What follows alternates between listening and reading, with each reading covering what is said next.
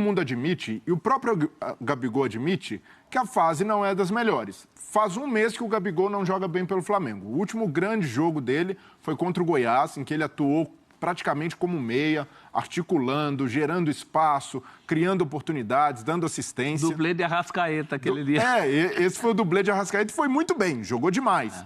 E depois disso, tem deixado a desejar.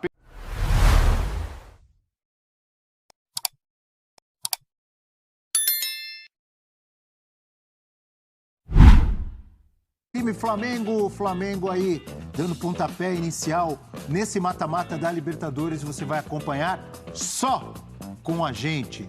Vice-campeão colombiano contra o vice-campeão brasileiro.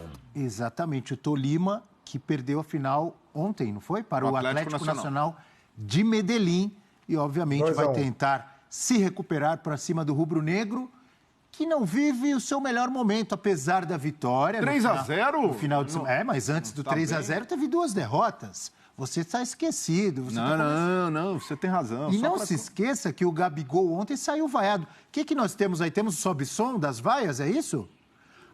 Temos o Gabigol, então, reclamando, comentando sobre as vaias da torcida rubro-negra. Que bando de ingrato. Vamos acompanhar. Incrível, 1-0, gol meu, não erro um pênalti, há 30 pênaltis estou vaiado. Eu brinquei com eles ali, eu falei que agora completei o álbum, as 38 do Brasil me vaiaram. Eu treino bastante e vai acontecer de eu errar. O que eu tento assim é fazer o goleiro não ir na bola, então eu consegui isso. Acabei batendo meio mascado, o campo não estava em perfeitas condições ali, tanto que a bola saiu meio mascada. Mas, cara, naturalidade. Quando eu faço, tá tudo bem. Quando eu erro, eu sei que eu preciso melhorar. Segunda-feira eu tô lá em campo, no Ninho, treinando. Vou bater mais 500 pênaltis e espero não errar mais. Mas vai acontecer, sinto lhe informar. Até que levou numa boa o Gabigol, mostrando maturidade, né? Não parece abalado, foi muito bem. Diga, Rafa. Foi muito bem. O Gabigol, eu sou muito crítico do Gabigol, já falei aqui algumas vezes sobre algumas posturas dele que eu não concordo, mas preciso reconhecer, e acho que todo mundo de sua consciência há de reconhecer, que primeiro a dignidade dele falar depois de um jogo em que ele é vaiado já é uma iniciativa que a gente tem que enaltecer. Poucos jogadores fazem isso, dão essa satisfação ao torcedor num cenário em que a credibilidade média dele está em baixa naquele momento. E segundo o conteúdo, achei ele muito bem, levando de boa as vaias. A melhor saída para você se desvencilhar de um questionamento que teoricamente causa desconforto é você usar do bom humor. E o Gabigol tem razão quando ele fala que a preocupação dele sempre é tirar do goleiro. Ele perdeu 3 pênaltis como jogador do Flamengo. Um em 2020, um em 2021 e outro em 2022. Em 2 ele acertou a trave e em 1 ele chutou para fora, que foi esse agora de sábado contra o América Mineiro. O goleiro não pega o pênalti que o Gabigol bate, porque ele tira do goleiro. Se ele pega um pouquinho errado na bola, ele chuta para fora, chuta na trave, mas o goleiro não pega a pênalti dele. Isso é uma realidade, ele tira do goleiro. Ele parte para a bola olhando para o goleiro, para a movimentação do goleiro. Por isso ele faz a maioria dos gols de pênalti. Por isso que ele é um ótimo batedor de pênalti e continuará sendo. Não deixou de ser porque perdeu esse pênalti, não. Agora, o torcedor tem as razões dele de vaiar, enfim. Acho que o Flamengo fez um jogo, e mais que o Gabigol, o Flamengo fez um jogo que a gente precisa discutir. O Flamengo fez um jogo de pouca imposição técnica, pouco controle do jogo, fez gol de segunda bola, fez gol de contra-ataque. Isso não é, vejam, isso não é nenhum crime. Isso pertence ao futebol. Mas o Flamengo venceu o jogo de uma forma que não é aquela forma com a qual nós estamos acostumados a ver há 3, 4 anos o Flamengo vencer. E olha, é sempre bom lembrar, a gente está vendo aí as imagens, não foi só o pênalti perdido pelo Gabigol. Ele também perdeu 2 gols na cara do goleiro, que ele não costuma perder, ou que um centroavante do Flamengo, com a categoria do Gabigol, não deveria perder. Não se espera que ele perca. E também sempre é bom enfatizar, por exemplo, que eu particularmente não vejo problema nenhum no torcedor vaiar um jogador. O torcedor está no direito dele, está no lugar dele, que é na arquibancada. Nenhuma violência, tem todo o direito de vaiar. O que a gente pode discutir aqui, e estamos discutindo, essas vaias são merecidas? É que já é um acumulado, né? São merecidas ou é um exagero vaiar o Gabigol? Não, foi um exagero num dia em que ele, inclusive, fez gol. O Flamengo ganha, um jogo muito louco, né? Muito doido esse jogo, né? Era lá e cá. Mas... Não, muito doido é a partir dessa semana agora que é a Libertadores. Sim, esse foi muito louco. Exato. Esse foi muito louco, uai. Mas ele, afinal, Fazer o adversário, né? fez um gol, continuou participando do jogo, é que é acumulado. Ele já vinha. O jogo anterior ele não tinha chutado uma bola para o gol contra o Atlético, né? Então já tinha... O time não ajudou muito já tinha uma coisa represada ali. Muito. Eu acho que foi muito pesado pela situação. Eu acho que até por isso que ele saiu rindo, né? Ele falou assim, mas estava 1-0, gol meu, perdi um... O Rafa acabou de dar a estatística aqui, ele leva 1 ano para perder um pênalti. Perdeu um pênalti... Foi isso que ele falou, eu faço 30, não sei quantos pênaltis seguidos, aí erro um e tal. É que ele errou 2 neste ano, né? Mas aí é o Se não acumulado. estou enganado, ele tem 3 erros com a camisa do Flamengo de pênalti. É um contra o Botafogo, que é na trave, um contra o Santos, que também é na trave. Março de 2020. Não é isso? Um contra o Santos Dezembro na do ano trave, passado. um contra o Botafogo na trave e esse agora do final de semana. E ele, a gente até prestou atenção, né, Brele? Ele comemorou fazendo assim e eu imagino que nos próximos gols que ele fizer, ele vai fazer assim. E cantando também, com o microfone. Então, essa é uma parte importante.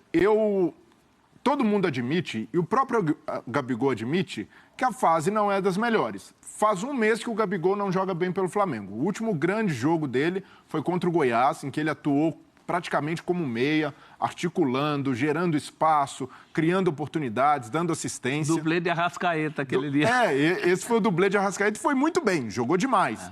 E depois disso, tem deixado a desejar, perdido oportunidades. Não... Por causa dele só ou junto com o time todo que está desajustado? Não dá para analisar a fase do Gabigol sem analisar a fase do time do Flamengo, que também não é boa. Então, é preciso ser justo e equilibrado nesse momento, mas reconhecer que o Gabigol não vive sua melhor fase, mesmo sendo o artilheiro do time na temporada, tem 18 gols, é um dos artilheiros do Brasil. Só que o torcedor, muitas vezes, acaba pegando pesado, analisando só o momento. E por isso, pelo que o Gabigol já fez na temporada, pelos serviços prestados ao Flamengo, eu vejo as vaias como muito exageradas. O Gabigol é um grande ídolo. Claro que o cara não vai jogar só com o nome, só por ser ídolo. Mas falar que o Gabigol não se esforça, que o Gabigol não se movimenta, que o Gabigol é apático, isso não acontece. E eu até entendo a vaia para tirar o jogador da zona de conforto. E o Gabigol, para mim, não parece estar numa zona de conforto, acomodado com isso. Pelo contrário, ele se mostra ali, não é a fase ideal, estou trabalhando para melhorar. Agora, algumas críticas passam do ponto da análise profissional e isso incomoda o atleta. E, para mim, o Gabigol se mostrou incomodado com críticas ao fato dele ter mostrado uma faceta de cantor, de músico, até postando em redes sociais alguns trabalhos, e não há o menor problema nisso. O jogador de futebol, ele... Pode não gostar da música. Exato, pode. Não gostar dele cantando. A qualidade é outra, não é isso que está em questão. Quem quer levar para o lado da zoação, o Gabigol é desafinado, não canta bem, eu não gosto do trap dele, beleza. Tá, agora, que o pessoal estava associando isso a uma má fase no campo. Isso aí é injusto e cruel com o atleta, porque nenhum jogador de futebol deve viver só de futebol. Se o cara respira, vive só futebol, ele está errado. Tem algo, ele precisa ter uma válvula de escape nos momentos de folga dele. Como qualquer ser humano, né? Exato. A gente aqui não é 100% futebol ou 100% jornalismo. A gente tem os nossos momentos de folga, a gente tem outros interesses. E jogador, eu questiono muito quando se critica o jogador falando que ele perdeu o foco. Não, o jogador ele pode ter uma carreira de músico, ele pode ter um entretenimento como cantor e, ao mesmo tempo, jogar muito bem, ao mesmo tempo ter a cabeça boa para praticar futebol. As coisas não são unidas. Não dá para falar que o Gabigol está mal porque começou a ser cantor. Isso é muito injusto. E por isso ele faz a comemoração cantando, né? Ele pega o microfone ali cantando e pede silêncio para quem o critica dessa forma. E aí ele está coberto de razão. Não se pode criticar o Gabigol por um hábito, por um hobby, por querer ser cantor. Ele tem todo o direito e isso não está associado ao futebol. Talvez eu tenho isso uma tenha pergunta para vocês. no bom humor dele. Desculpe, professor, já que estamos falando de música e de futebol, são 2 assuntos que eu amo, eu gostaria de perguntar para vocês Se ele para canta você bem? especificamente, não. Se Pedro e Gabigol pode ser uma dupla afinada? Que joga Podem jogar por música? Porra. Temos tela falando da dupla Pedro e Gabigol, o aplaudido e o vaiado. Números de Pedro e Gabi na vitória contra o América Mineiro. Pedro jogou 84 minutos. Até que, enfim, tem alguém deixando o Pedro jogar, pô. O cara joga 2, 3 minutos. Gabigol, 69. Nenhum gol de Pedro, um de Gabigol. Uma assistência de Pedro para o Gabigol. Construções em gol, uma do Pedro. Ações na área rival, 8 Pedro, 11 Gabigol. 2 chutes do Pedro, 7 do Gabigol. Desses 7, 3 ou 4 deixaram o torcedor bravo. Inclusive o do Pedro. 4 para ser mais preciso. E tem os chutes certos, nenhum do Pedro, 3 do Gabigol. A gente sempre analisa, às vezes debate, discute e tal. Você é um entusiasta da dupla. Eu tenho sido mais a favor que se teste mais essa dupla junto, que se dê mais minutos ao Pedro, né? Até já tive alguns debates aqui com o professor que acha que o Pedro não aproveitou oportunidades. De qualquer maneira, dessa vez, professor, você acha que aproveitou melhor o Pedro, ou a dupla, pelo menos, mostrou aí, deu alguma esperança para o torcedor rubro-negro de que ela pode dar certo? Você vê como os números são cruéis, né? Se fosse por esse quadro aí, quem tinha que ser vaiado era o Pedro. Mas não é só isso. Acho que mais do que uma dupla, é um trio, que teve o Santos também no começo da jogada muito bem. Mas é uma questão de posicionamento, né? O grande problema de Pedro e Gabigol é a eventualidade dos dois baterem cabeça. Eu acho que a ausência do Bruno Henrique proporciona... Porque lembra aquele debate anterior do Pedro? A grande questão era quem tirar do time. E o povão aí pedia para tirar o Everton Ribeiro sempre, porque sempre sobra para o Everton Ribeiro por uma questão até de antipatia mesmo da torcida. Esse não é um bom momento do Everton Ribeiro. Mas hoje é um Flamengo sem o Bruno Henrique, o que possibilita, sim, esse teste. Acho que mais que um teste, é algo que o time está pedindo. O time pede esse tipo de, pelo menos de possibilidade, que o Dorival veja isso como uma possibilidade real. Deu certo no último jogo, pode não dar, cada jogo tem uma característica, a característica doida desse jogo talvez permitisse esse tipo de jogada, né? O Pedro ali mais aberto, o Gabigol com o próprio Dorival no Santos já jogou como um jogador mais aberto, os dois podem revezar, talvez o Pedro mais lá por característica. O Pedro pode é mais ser o Ricardo Oliveira, né? do Flamengo. Por que não? Uma possibilidade. Bom, agora ele voltou a aproveitar as oportunidades, né? O Pedro está numa condição bem melhor do que nos últimos jogos. Já dá para a gente discutir isso aí como uma possibilidade bastante palpável. Deixaram boa impressão os dois juntos, Rafa? Pelo menos nesse jogo? Eu acho que sim, mas é preciso considerar as circunstâncias, né? Repito o que falei há pouco, o Flamengo fez um gol de segunda bola. Chutão do Santos, que lançamento. Não, lançamento, gente. Ele deu um bico pra frente, olhou o Pedro lá e deu um bico pra frente. Na disputa aérea, a bola sobrou pro Pedro. O Pedro ganhou uma segunda bola e serviu o Gabigol bem posicionado, fez o gol. Atacante precisa de espaço. E sem o Everton Ribeiro, que começou o jogo no banco, e quando tem jogado mal, tem sido substituído com frequência pelo Dorival. Sem o Everton Ribeiro bem e com a Arrascaeta vivendo também uma fase instável na condição técnica individual dele, o Flamengo padece de criatividade na construção. Então, cada vez mais, os gols do Flamengo vão depender, pelo cenário atual, dessas segundas bolas. Então, para você jogar pela segunda bola, e é o Celso Roth quem falou isso uma vez, e foi massacrado pela opinião pública quando ele disse que jogar pela segunda bola também é futebol, e é futebol, é que o torcedor não gosta, a imprensa critica, acha um absurdo, o anti-futebol, o anti-jogo, não, pertence à liturgia do jogo. É um viés estratégico que pode ser usado sim. É que normalmente a gente condena quando isso é usado por times que podem jogar mais. E é o caso do Flamengo. A gente espera mais do Flamengo. Mas para isso é preciso que alguns jogadores estejam jogando bem. Afora a questão coletiva, o ajuste tático. E Everton Ribeiro não está jogando bem, a Arrascaeta também não. Bom, dito isso, com o Bruno Henrique fora por um bom tempo e tal, a gente debateu isso aqui semana passada ou retrasada. Para mim, a melhor solução é com o Pedro, sim, ao lado do Gabigol. O Flamengo vai ter menos construção, porém, quando conseguir encaixar esses contra-ataques, quando conseguir ganhar uma segunda bola, com os dois próximos um do outro, vai ser um time muito perigoso. Rafa, explique para aquele fã de esportes que não tem o conhecimento, a erudição futebolística que você, Breler, professor e outros têm. O que é jogar pela segunda bola? Nada disso. Isso, o gol do Flamengo. O primeiro gol do Flamengo, marcado contra o América Mineiro no sábado, foi um gol de segunda bola. O Santos deu um chutão, ou seja, você tem duas possibilidades de sair jogando, né? Você tem um tiro de meta. Ou você sai jogando ali com os homens de defesa, ou você dá um bico para frente. O Santos deu um bico para frente.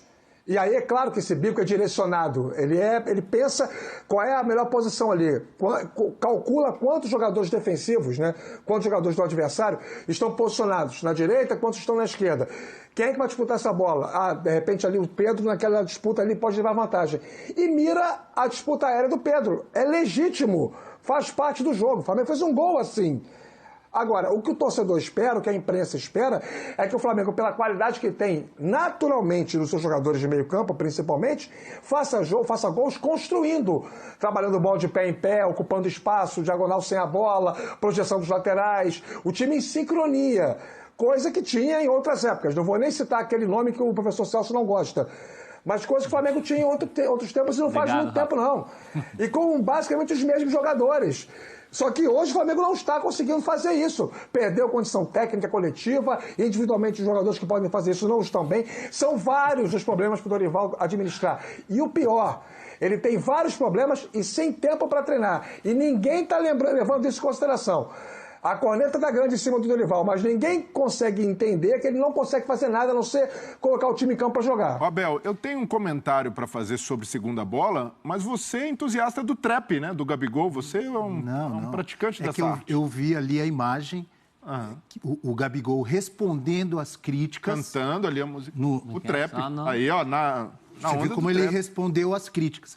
Mas eu fiquei feliz de ouvir o Rafa Marques. Achei que de ouvir o Gabigol, não. Não, de ouvir o Rafa Marques mostrar a paixão dele pelo futebol da segunda bola. Não, mas bonito isso. É bonito. Não sou apaixonado, não. Só é legítimo. Não sou. Eu não sou fã, não. Isso existe. Ele mostrou a paixão dele pela segunda bola. Eu só vou... Eu tenho direito à réplica sempre. É um segunda bolista. Eu tenho direito à réplica sempre. Vai lá. Existe... É muito melhor, sem brincadeira, gente, é muito melhor quando você não está com a sua condição de jogo coletiva, essa condição estruturada, você tentar jogar pela segunda bola do que você tentar construir, perder a bola e tomar gol. O torcedor odeia quando a gente fala isso, mas é verdade. O Dorival, todo dia, quando ele acorda e vai dar treino, ele tem que pensar no emprego dele, na vida dele, na carreira dele, no futuro dele. Se ele não tiver resultado com o Flamengo, ele não vai ter futuro. Então não acho que seja ilegítimo, não. Pertence à natureza do jogo, sim. Neste momento é mais correto o Flamengo jogar assim do que tentar propor o seu jogo e tomar revés no contra-ataque. Eu tô com o Rafa, porque em futebol... você também é um apaixonado da futebol da segunda bola. As coisas não são excludentes. Não é que a gente está trocando a construção pela segunda bola. Mas em futebol... Obrigado, Celso. Você não despreza, Rafa, em futebol você não despreza bola nenhuma. Nem a segunda, nem a terceira, nem a primeira, nem o lançamento para lá. Você lembrou da Maravilha. Não feio é não fazer gol. Feio é não fazer gol. Você citou o Dadá.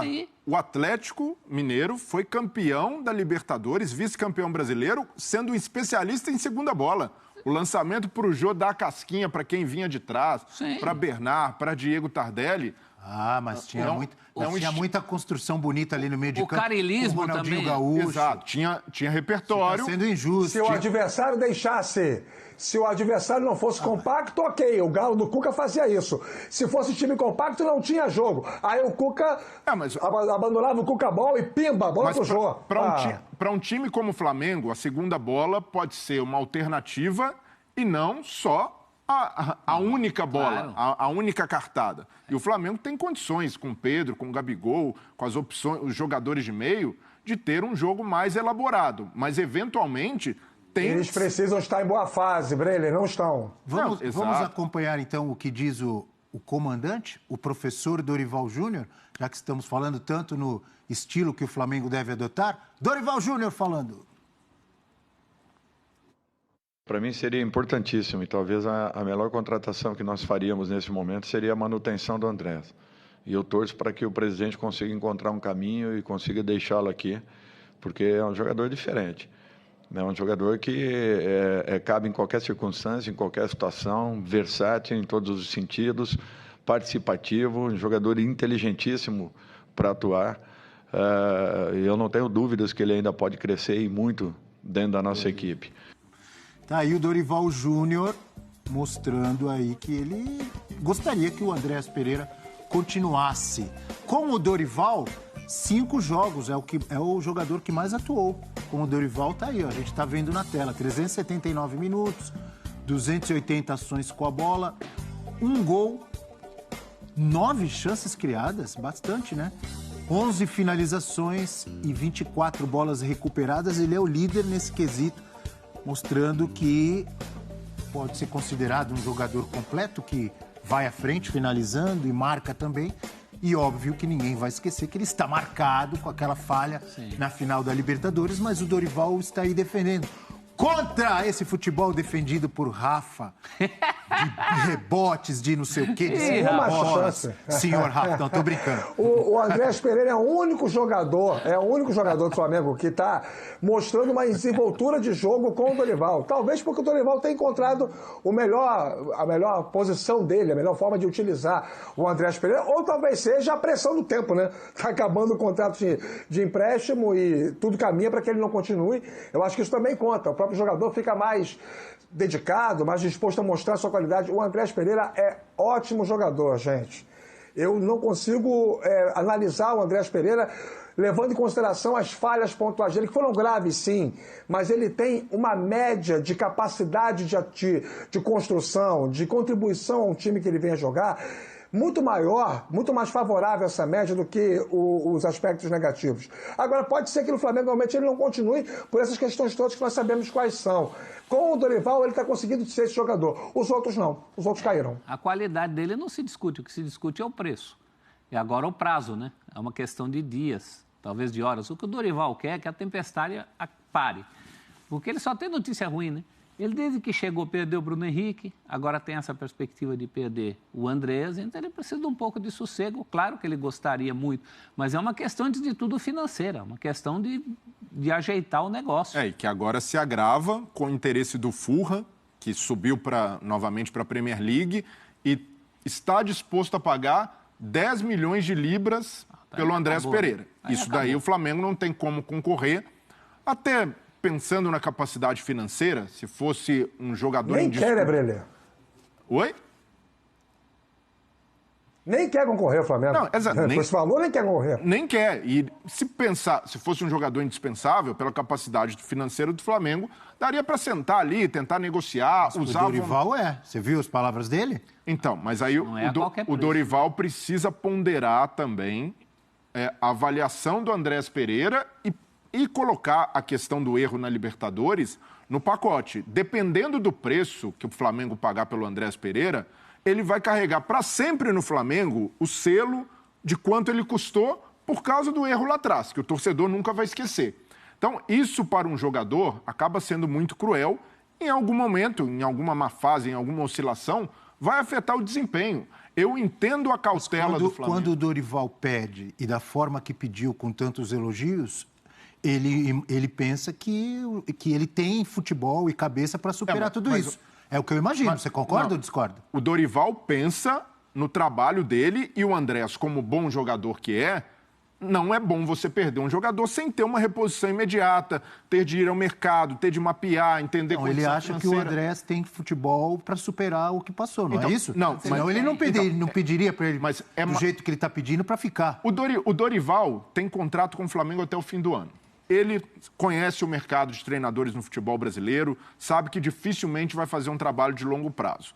Então, ele trabalha com a perspectiva que ele tem e é totalmente legítimo o Dorival pensar assim. A diretoria do Flamengo tem de ser mais fria na análise. Não pode só levar em consideração a vontade do treinador.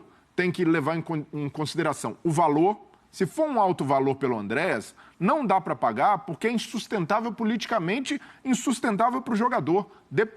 10 milhões de euros que se falava no começo, o Andrés ia ficar taxado por ser um jogador caro, por ser um jogador de 10 milhões de euros, o restante da passagem dele no Flamengo. Ele seria atormentado por isso. Ele teria de fazer atuações nota 9, nota 10, praticamente em todos os jogos para não ser questionado. E mesmo Concordo assim, eu com lembrar você está falando no todo que tem que ser analisado, mas o técnico, ele não está pensando nem politicamente, nem financeiramente. Ele nunca vai pensar nisso.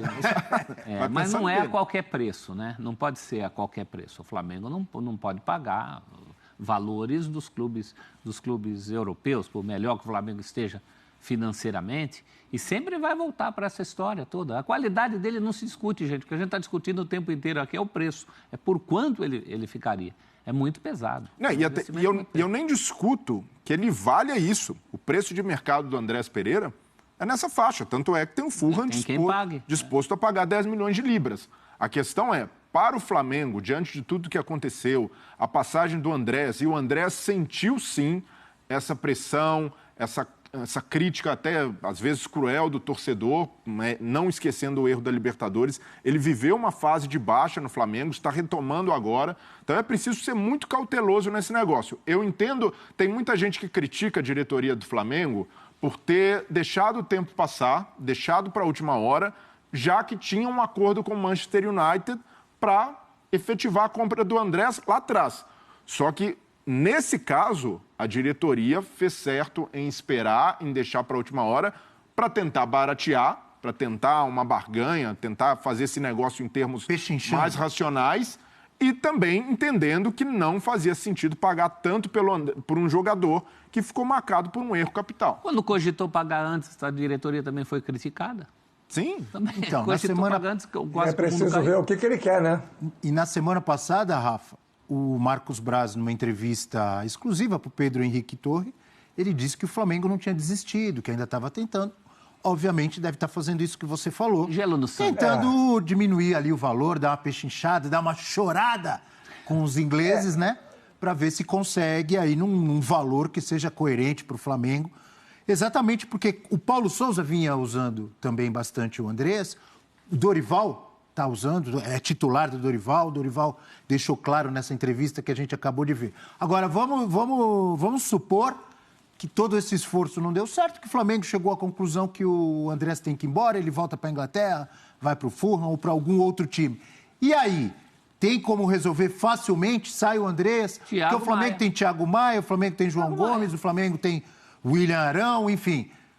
Sem problemas ou vai ter problema para resolver? Thiago Maia e João Gomes. Vai com o que tem. Hoje pela coletividade, pela maneira como o Flamengo está jogando ou não está jogando, vai ter problemas sim. Opa. A solução é o Vidal, penso eu.